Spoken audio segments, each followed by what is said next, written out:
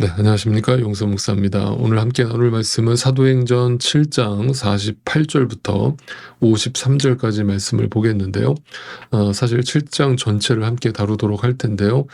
오늘 본문은 제가 여러분과 함께 말씀을 나누면서 함께 읽어 가도록 하겠습니다. 자, 오늘 사도행전 7장 전체가 스데반 집사의 설교문이라고 할 수 있습니다.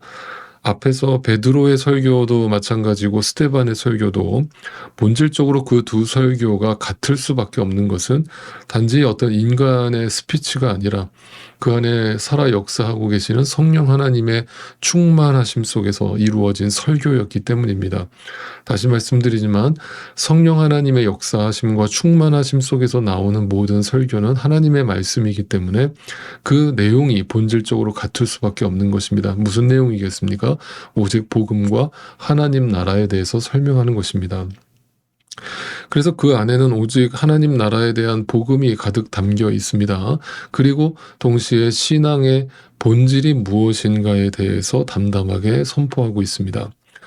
본질이 선포되고 진리의 말씀이 선포되면 대체적으로 이 세상이 일으키는 반응이라고 하는 것은 크게 두 가지라고 할 수 있겠는데, 첫째는 마음의 찔림이 일어나죠.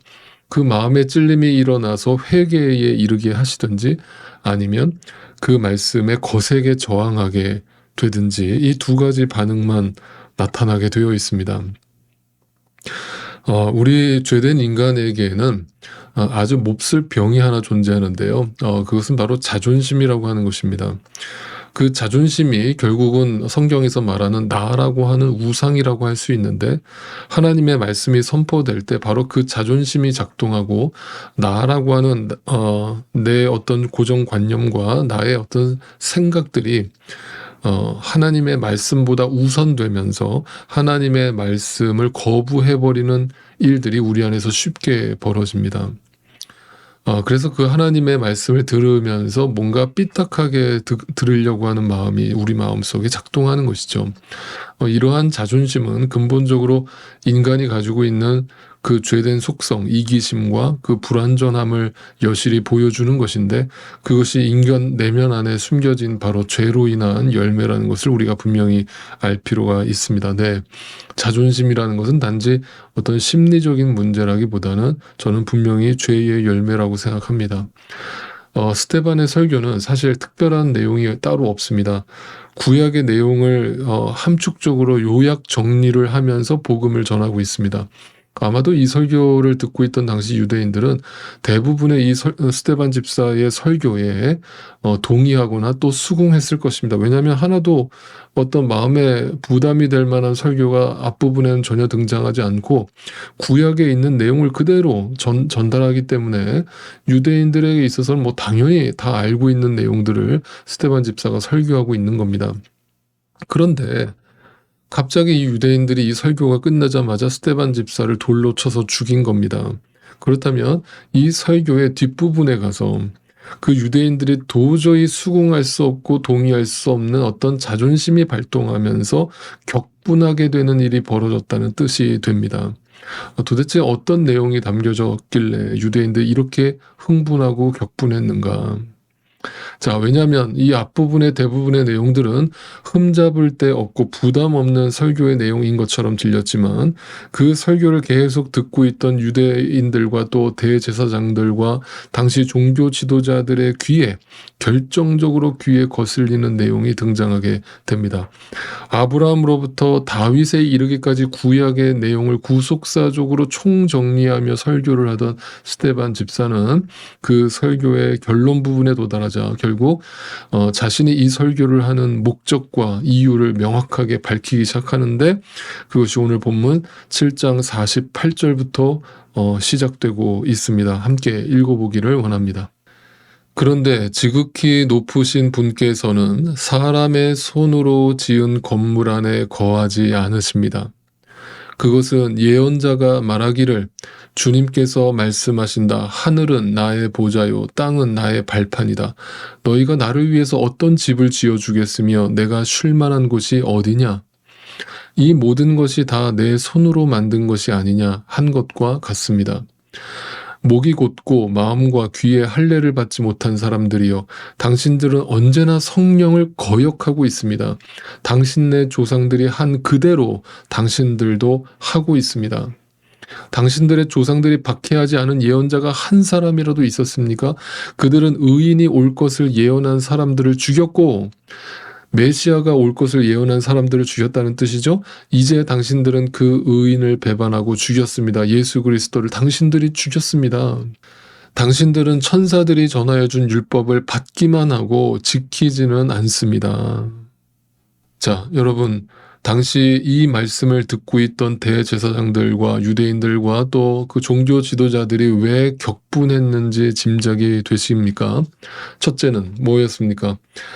당신들이 그렇게 애지중지하고 그렇게 날마다 성전 부르짖는 그 눈에 보이는 예루살렘 성전은 더 이상 성전이 아니라고 선언을 한 것이었기 때문입니다. 그런데 사실 이 설교는 스데반 집사만 이렇게 말을 했던 것이 아니었죠. 예수 그리스도께서 이 땅에 오셨을 때 이미 그들에게 이 성전을 내가 사흘 만에 헐어버리겠다, 그리고 다시 세우겠다라는 말을 함으로 인해서 그 바리새인들과 율법학자들을 격분하게 만드시지 않았습니까? 그러니까 스데반 집사가 같은 맥락에서 지금 성령의 충만함 속에서 그 눈에 보이는 성전이 더 이상 성전이 아니라는 것을 선언한 것이죠. 다시 말하면 성전 모독죄를 범한 것이고, 하나님의 집을 업신여기는 신성모독죄를 범하고 있는 것이죠. 그러니까 지금 유대인들은 격분할 수밖에 없는 것입니다. 이 본질이 무엇인가를 설교하고 있는 이 복음의 설교 앞에 종교 지도자들, 양의 탈을 쓴 이 사탄의 무리들은 그 하나님의 교회를 핍박하는 모습으로 나타나고 있는 것입니다. 자, 오늘날로 이 설교를 그대로 한번 옮겨볼까요? 아직도 이 구약시대의 개념으로 눈에 보이는 성전을 건축한답시고 수억에서 많게는 수백억의 돈을 들여서 건물을 건축하고 있는 그 교회들을 향해서 예수 그리스도께서 이 땅에 오셔서 똑같이 선포하실 것이죠. 그 건물들을 다 팔아서 하나님 나라와 이웃사랑을 위해서 사용해라. 만약 너희가 이 건물에 집착하고 이 건물 때문에 수많은 돈을 여기다가 쏟아부으면서 이것이 하나님의 집인 양 부르짖고 있다면, 그리고 너희들끼리 그 안에서 잔치와 축제를 벌이고 있다면 도대체 그 하나님의 성전의 의미를 너희가 제대로 이해하고 있느냐라면서 질타를 하실 것이죠. 요즘 시대에 만약에 스데반 집사가 설교한 것처럼 설교를 했다면, 대형교회를 돌아다니면서 그렇게 설교를 했다면 아마 오늘날 스데반 집사 시대처럼 대놓고 돌이야 던지겠습니까마는 아마 마음으로 돌을 던지지 않겠습니까? 그를 왕따시켜버리고 아마 교계에서 발을 못 붙이게 만들어 버리겠죠. 그리고 스데반 집사는 당신들이 참 선지자를 박해하고 죽였다라고 또 강조했습니다. 율법을 입으로만 떠들 뿐이지 바로 당신들이 진리를 죽였고 오늘도 당신들이 예수를 죽이는 일에 앞장서고 있습니다. 다시 말해서 하나님을 가르친다라고 하는 당신들이 오히려 예수를 핍박하고 예수를 죽이는 사탄의 무리입니다라고 선언을 했던 것입니다. 이 두 가지 때문에 스데반 집사는 이 설교가 끝나자마자 격분하고 흥분한 종교 지도자들에 의해서 돌에 맞아 순교를 하게 됐던 것입니다. 한마디로 이 스데반 집사의 설교는 뭡니까? 당신들 유대인들이 지키고 있는 그 가짜 종교, 그 종교가 가짜입니다라고 선언을 해버린 것이죠. 당신들은 지금 신앙생활을 하는 게 아니라 종교생활을 하고 있는 것입니다라고 선언을 한 것입니다. 여러분, 이게 복음이고 이게 진리고 이게 본질의 신앙을 붙드는 자의 설교인 것이죠. 이것을 우리가 구별하고 분별할 필요가 있는 것이죠. 한마디로 당시 종교인들을 향해서 당신들은 가짜라고 스데반 집사가 선언했기 때문에 그들은 흥분했던 것입니다.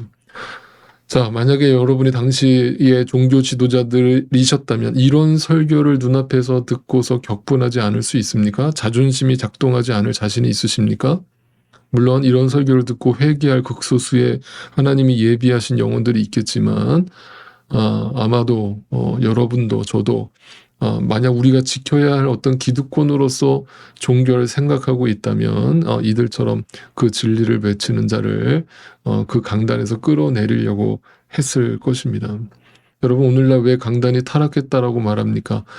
그 설교의 내용에 온갖 세상적인 교훈과 세상적인 철학과 유머와 감동적인 이야기로 그럴싸하게 포장을 하고 있지만 그 안에 진리를 전혀 담아내지 못하고 있기 때문이죠. 왜냐하면 진리를 전하면 반드시 찔리게 되어 있고 반드시 회개를 촉구하게 되어 있고 반드시 그로 인해서 변화가 일어나게 되어 있기 때문이죠. 그런데 오늘날 설교들이 설교 가운데 그 찔림과 회개에 대한 촉구가 사라진 것은 비단 저와 같은 설교자들의 문제만은 아닐 것입니다. 바로 그런 류의 설교만을 듣기 좋아하고 그런 류의 설교만을 찾아다니는 오늘날 타락한 성도들이 함께 동조하고 있기 때문인 것이죠. 여러분에게 단도직입적으로 묻겠습니다. 여러분은 정말 진리를 사모하십니까? 그 진리가 나의 실체를 날마다 고발하고 찌르고 파헤치는데도 그 진리를 사랑하실 수 있습니까? 여러분이 암에 걸려서 의사를 찾아갔는데 그 의사가 메스를 들고 수술을 하려고 하는데 그 의사 선생님 손을 붙잡고 선생님 아픕니다. 무섭습니다. 저 수술하기 겁납니다. 그냥 진통제만 처방해 주세요. 이 고통만 잠시 사라지게끔 해주세요 라고 말을 한다면 여러분 진짜 의사라면 그 말을 듣고 그러십니까? 너무 아프시죠? 너무 힘드시죠? 위로합니다. 그럼 제가 진통제 처방할 테니까 이거 드시고 잠시라도 고통에서 좀 멀어지세요. 편안하세요. 이렇게 말하는 의사가 진짜 의사겠습니까? 아니면 무슨 소리입니까? 그거 해가지고는 일시적입니다. 일시적인 복을 누리려고 하다가는 당신 그러다 죽습니다. 당장 수술방으로 들어오십시오. 메스를 들고 나는 당신 안에 있는 그 암덩어리를 꺼내야 되겠습니다. 라고 말하는 의사가 진짜 의사가 아니겠습니까?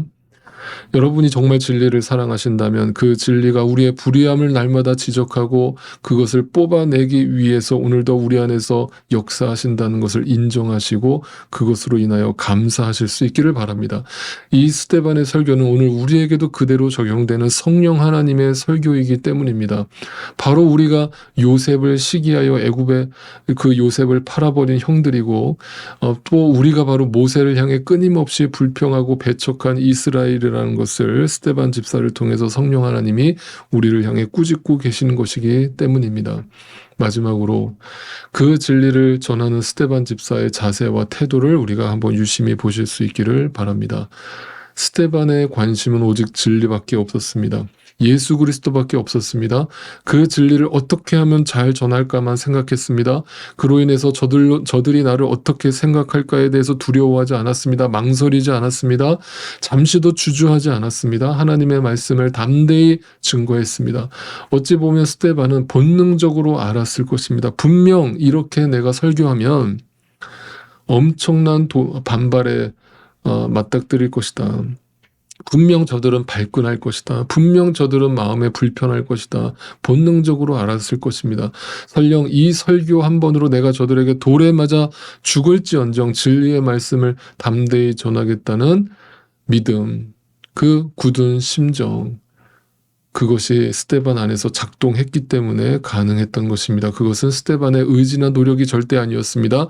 그 안에 충만하게 살아 역사하시는 성령 하나님의 충만하심의 결과였습니다.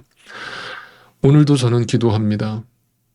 제 안에 계신 성령 하나님께서 하나님의 말씀을 가감없이 담대히 전할 수 있기를 저 자신을 위해서 하나님께 늘 기도합니다. 그리고 또한 이 말씀을 듣고 있는 여러분을 위해서 기도합니다. 오늘도 이 진리의 말씀이 여러분을 사로잡아서 여러분의 영과 혼과 여러분의 골수를 찔러 쪼개요. 날마다 강도된 여러분의 성전을 둘러 엎으시고 청결케 하시기를, 순결한 신부로 거듭나게 하시기를, 그래서 오직 예수 그리스도만을 자랑하고 본질적인 신앙을 추구하며 주님을 기쁘시게 만드는, 주님께 영광 돌리는 참된 교회로 지어져 가게 되기를 오늘도 간절히 주님의 마음으로 축복하고 기도합니다. 예수의 이름은 세상의 소망이요 예수의 이름은